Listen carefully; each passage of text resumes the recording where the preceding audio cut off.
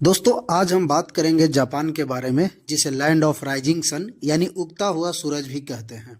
Asia के पूर्वी भाग में कई द्वीपों से बना एक छोटा सा देश, जिसके सामने 20वीं सदी में और सेकंड वर्ल्ड वॉर से पहले तक अमेरिका और कई यूरोपीय देशों को अकेले ही घुटने टेकने पर मजबूर कर दिया।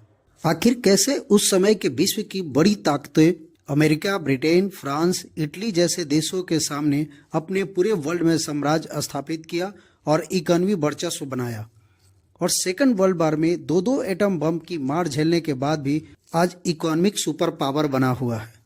जापान आज वर्ल्ड की सबसे डेवलप और एडवांस कंट्री है। आज इसकी जीडीपी अमेरिका, चीन और जर्मनी के बाद वर्ल्ड की 4th सबसे बड़ी जीडीपी है।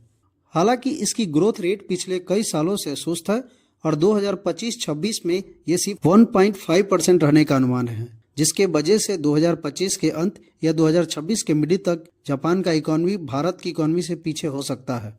एशिया महादेश के पूर्वी भाग में बसा हुआ ये देश, वैसे तो ये लगभग 3900 द्वीपों से मिलकर बना है, लेकिन इसमें 340 द्वीप ही ऐसे हैं जो 1 किलोमीटर से बड़े हैं, और उसमें से भी 4 द्वीप ऐसे हैं जो जापान के टोटल एरिया का 97% है। इन 4 द्वीपों में होकाइडो, होन्शु, क्यूशु और शिकोकू है। से सभी द्वीपें मिलकर जापान की एरिया का सिर्फ 3% ही बनाते हैं। जापान की कुल क्षेत्रफल 3,77,976 किलोमीटर स्क्वायर है, जो क्षेत्रफल के हिसाब से वर्ल्ड की 61वीं सबसे बड़ी कंट्री है और भारत से लगभग 8.5 गुना छोटा है, जबकि जीडीपी में यह इंडिया से बड़ा है। इसकी राजधानी टोक्यो, भाषा जापानी और इसकी करेंसी जापानी येन है, और यहाँ की सरकारें संसदीय प्रणाली एवं संवैधानिक राजतंत्र के हिसाब से चलती है।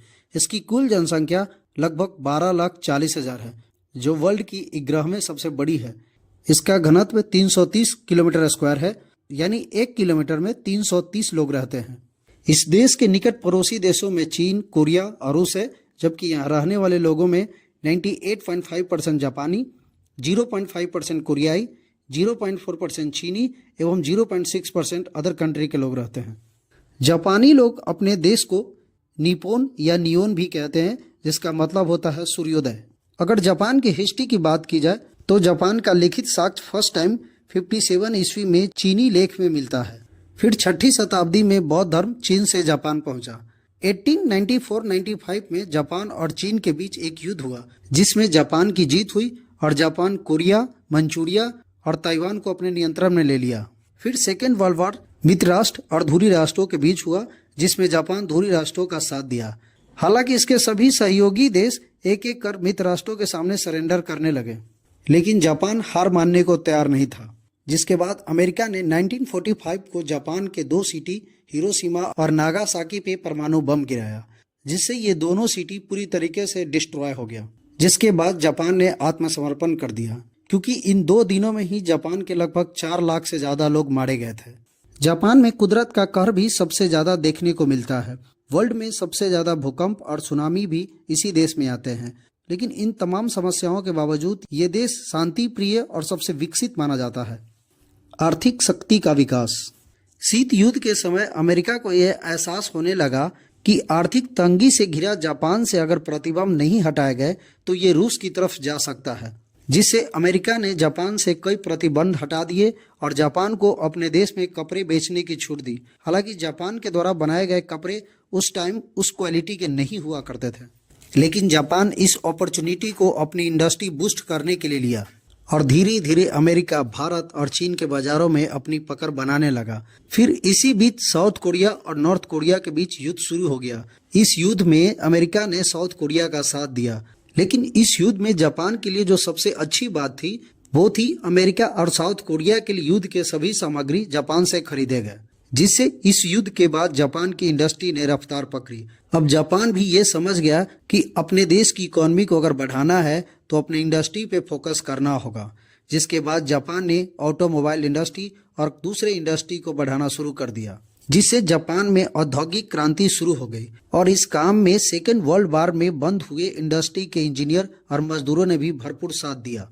शुरू में जापान अमेरिका और यूरोपीय देशों के सामान के नकल करने लगे, लेकिन समय के साथ साथ इसमें ये माहिर हो गए। आज जापान की ऑटोमोबाइल, कैमरे, मोबाइल, टेलीविजन सहित सभी इलेक्ट्रिक इंडस्ट्री वर्ल्ड के बाकी कंट्री से काफी आगे है और वर्ल्ड के सभी कंट्रियों के मार्केट पे भी अपनी पकड़ बनाए हुए है।